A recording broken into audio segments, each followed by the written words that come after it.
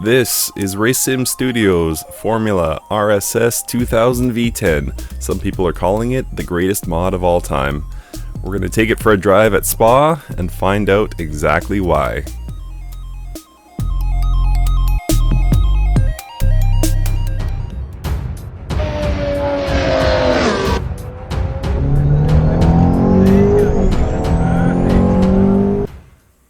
Welcome everybody once again to the showroom here in Assetto Corsa, and to reintroduce, this is the RaceSim Studio Formula RSS V10, a 2000 year spec V10 Formula 1 car.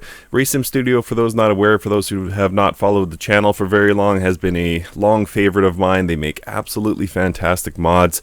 They have done classic Formula 1 cars like the 1978 Lotus.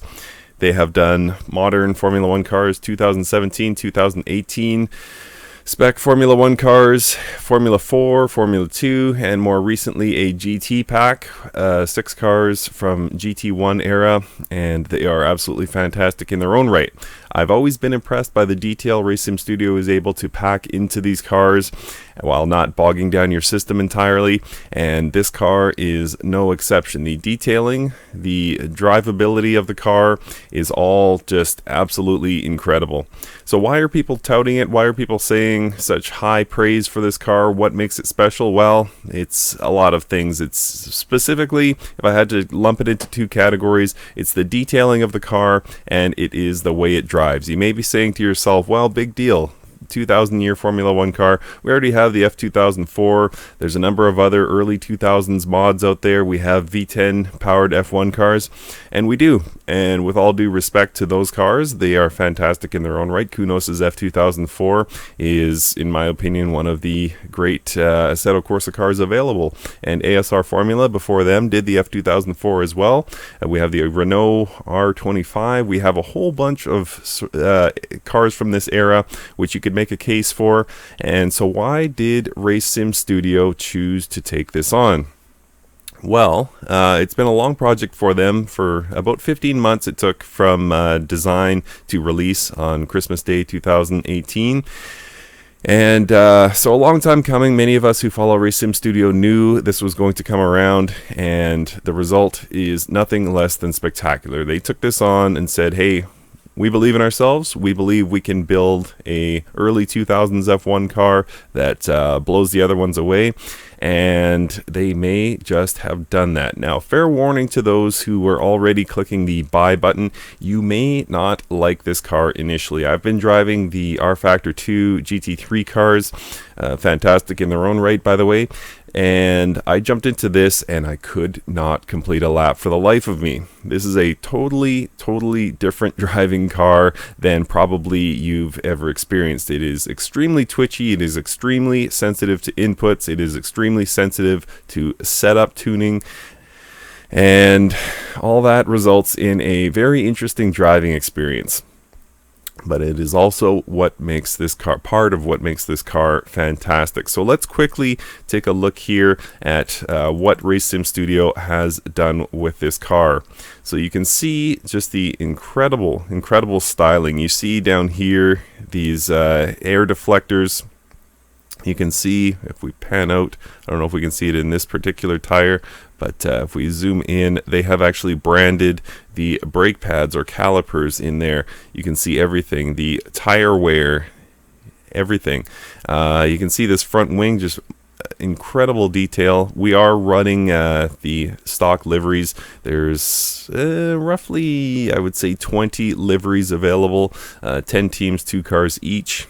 And just the incredible styling of this car, but far more than that, this car just drives incredible. But I do want to show you one more thing. Normally in showroom view, again, for those who followed the channel for a long time, you know I like to press the spacebar, have the doors open up. We've seen really cool things. There was a Ferrari Enzo that was released last year where the back pops up and you can see into the engine compartment. That was amazing, but I don't think we have ever seen anything like this.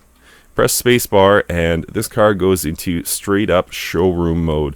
Even the keep back barriers available. You can see the tire blankets there. You can see they have a jack to prop up the front wing. The rear wing has come off. There's even a sign, as you can see there. Can we get in close enough? Yes, it says, please do not touch. So this is in straight up showcase mode. Of course, being a classic Formula One car, this is how it would likely be displayed if you ever were lucky enough to see a model year 2000 Formula One car. The rear is jacked up as well, and just incredible. And you say, wow, that's just a gimmick. It is a gimmick, but at the same time, it just shows you the level of care that Race Sim Studio has put into this incredible vehicle. You can see the air deflector here on the snorkel, deflecting air, of course. If we go back out of showroom mode, deflecting air more efficiently around that very large rear wing. So we're going to jump into driving it in VR at Spa very soon. I just wanted to show you this car. We can quickly pan around. We can jump into the cockpit here while it won't make you motion sick. So you just do a fly around here. Those tire blankets looking incredible, of course.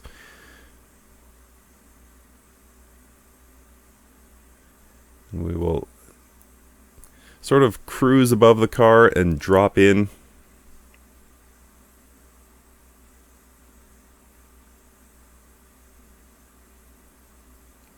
Absolutely fantastic. You can see that large, very large steering wheel. It's busy. It's got a whole bunch of dials and stuff. You will not see hands adjusting those dials in car, of course.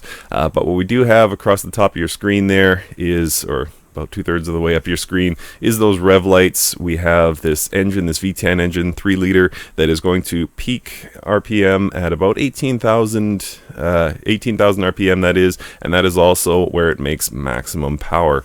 And so it's very high revving engine, great sounds as always.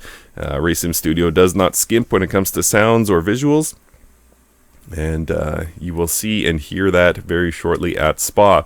So let's not waste any more time, guys. This thing just looks absolutely incredible, and if for no other reason, visually this is probably the greatest model of all time. It looks fantastic. But let's get into driving it, and I will explain exactly how some people, or not exactly how, but I'll explain my opinion on why you could make a case for this being among the all-time greats. The Formula RSS 2000 V10. Let's jump in and drive. Welcome, guys, to the pits here at Spa on board the Race Sim Studio RSS 2000 V10. That's the last time I'm going to say that name in its entirety. It's too long. But anyways, you can see here we got a cool green LCD display. You can adjust that visually to red or blue within the setup menu. You have a huge setup menu here that I won't even get into. It is far too complex for me to even explain, but I will talk a bit more about that as we start to drive. You can see the interior detailing here, lights, switches, buttons, knobs, straps, wires, just everything is nicely represented here in this very tight, very low-slung cockpit. We are here at Spa to drive, not talk, so let's get out there. Quick correction, guys. I did mention that the peak power comes at 18,000 RPM. That is not true in 2 regards. Number 1, the peak power comes somewhere around 16,000 RPM, and the engine peaks at somewhere around 17,600 RPM. So apologies for that. So as we start to drive, we will get a better sense of what the hype is about in terms of driving this car. So first thing I'm going to say is that I am not able to drive this car fast. I know Ferrari-Man 601 has been driving it. He's a very fast driver. Chuck does hot laps. I know he bought it, and he will be driving this car, and he is extremely fast, so look out for that. And Jimmy Broadbent, obviously, he bought it. He's an extremely good driver, so he'll be pushing this car as well. I will not be pushing it. I will be doing my best to string together consecutive laps. And why I say stringing together, trying my best to string together consecutive laps, that is because it is not an easy car to even get around the track successfully.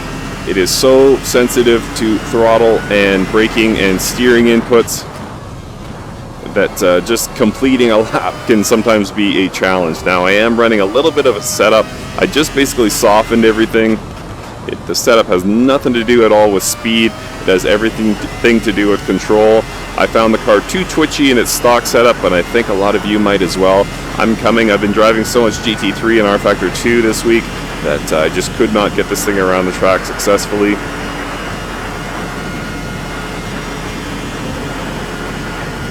But hopefully this setup works. So let's talk about what makes this car great in terms of drivability. Well, I kind of mentioned it already, and that is the fact that it is just so sensitive to inputs. And you think, well, why is that a good thing?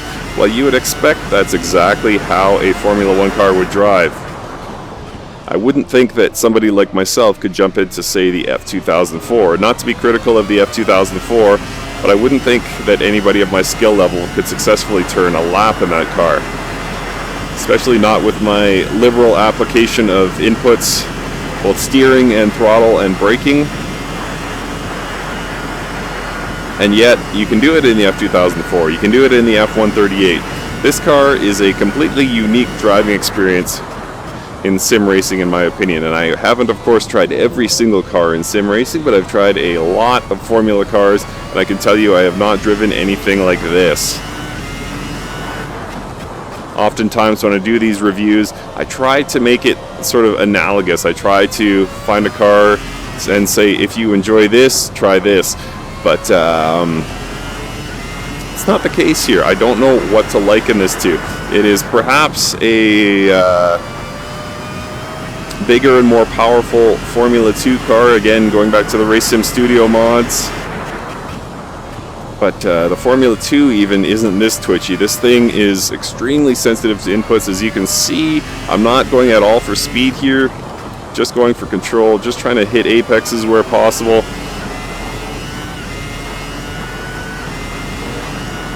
So does all that add up to enjoyment? The answer is yes and no. And I'll get into where this thing ranks in terms of my greatest mods of all time in a little bit. But does it add up to pure instant enjoyment? Absolutely not. And what I mean by that is you're not going to jump in, you're not going to start turning fast laps. What you are going to do is jump in this car and spin a few times, overshoot a few corners, that kind of thing. And then somewhere along the lines you will realize that it's really coming down to your abilities as a driver and your understanding of the car. And you can kind of bring the car to you in terms of setup. You can start tweaking the incredibly large, incredibly detailed setup menu for this car and make things easier on yourself. But for the most part, you as a driver have to mold yourself to the car.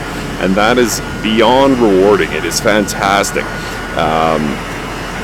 I really love it. I've driven probably more laps in this car setting up for this video than I have in recent memory. I can't remember driving a car this much. It's partially so I didn't totally embarrass myself, and partially because I'm having such a good time with the car.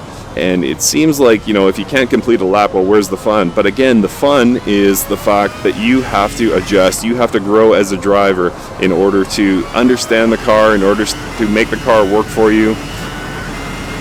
And that is where the genius lies in this car, in that it's not a car that's easy to drive. It's not a car that's meant to sort of, you know, what's the word I'm looking for? Coddle, I guess, or you know, pander to drivers who might complain about it being hard to drive. It just is what it is. It is sensitive to inputs, and then you get in this thing, you start driving, you start realizing, you know, I can push this a little bit farther, and then you go too far. I can push this a little bit farther, and you nail it. And it's just this sort of back and forth game about how hard you can push the car, and it turns out to be a fantastic driving experience. I love this car. I think it's absolutely fantastic, but it does not give you that instant enjoyment. Something like, I don't know, the Red Bull X 2010 that has come to Assetto Corsa. That's a car that's instantly fun, and just basically, and no disrespect to the mod creators there, but it's meant to be more fun than accurate, of course, because the car doesn't exist in real life. I feel they were going for accuracy with this car. I feel they really did a nice job with it as well. And 15 months in the making has really paid off. There's not enough good things to say about this car, really, but again, you have to adjust to how the car drives. It is not going to come to you. You are going to come to it. And all that makes for a just outstanding driving experience, and the level of detail combined with that drivability, yeah, it's certainly on par with the best I've ever driven. I don't think it's for everyone. I think if you're into Formula One cars a lot, if you're a fanatic, I don't think you're going to have probably a better experience. Nothing I've driven is on this level, but perhaps there are cars out there that I just simply have not driven. But yes, the greatest mod ever created, it's not just hype. I mean, it comes down at that point, of course, to opinion. And I don't even know if I would rank it as my best overall, but there's certainly a case that if you're just absolutely diehard for Formula cars, that there is certainly a case to be made for this being the greatest of all time. So it gets a huge thumbs up from me. It'll take some time to get used to. Diehard Formula One fans, do not let this one go by. It is worth, what is it, €5 I think they're charging for it, €4. It is worth every penny. We'll do one more lap here. Absolutely outstanding driving experience, guys. A late entry for mod of the year for sure.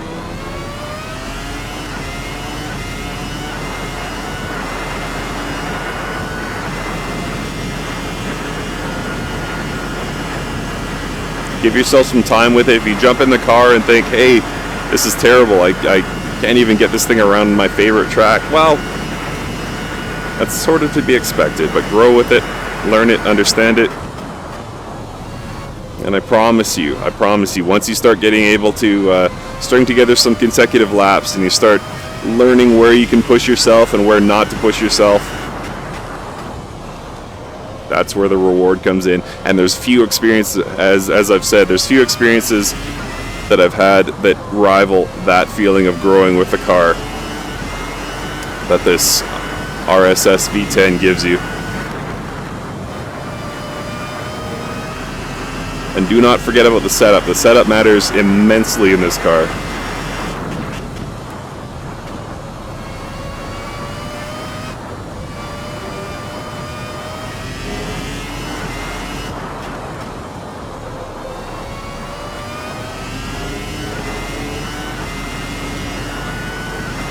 We're going to do some full volume replays here in a minute.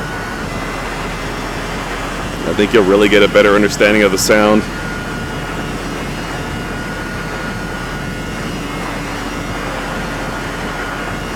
And of course there's external visuals.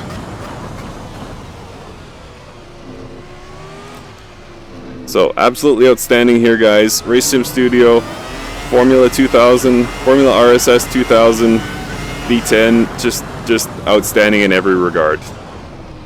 Take some time, grow with it, you'll love it. Thanks guys so much for watching, and we will see you next time.